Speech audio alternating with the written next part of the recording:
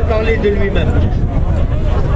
Il a vu, il a écouté, il nous a conseillé. On était sous embargo à ce moment-là.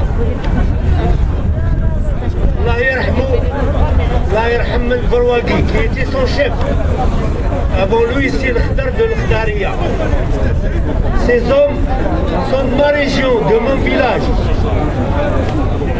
Bouzgza, Kahla, Boudirbala, de grands hommes, dont mes ancêtres de là-bas.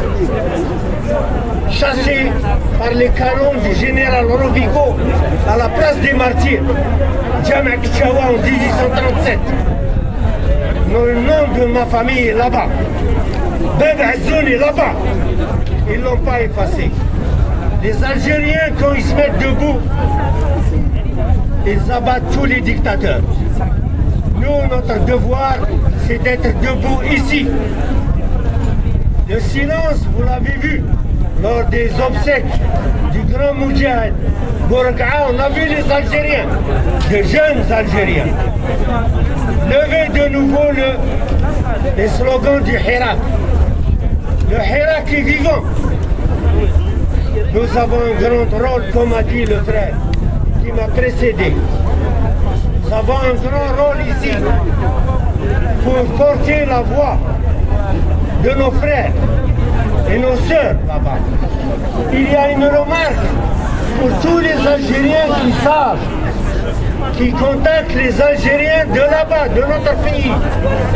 Il faut rappeler que le Hirak, c'est d'abord une femme, plus des hommes. Des femmes, plus des hommes. Le Hirak ne peut pas survivre si ce sont uniquement les hommes dans la rue. Ces monstres, ils sont capables de tirer. Ils tuent. Ils emprisonnent. Ils organisent des disparitions d'enfants. Ils tuent des avocats. Ils lâchent les mafiosi. Maintenant, ils sont passés à un autre stade, comme Hitler. Pour rester au pouvoir, il a brûlé le Parlement allemand. Ces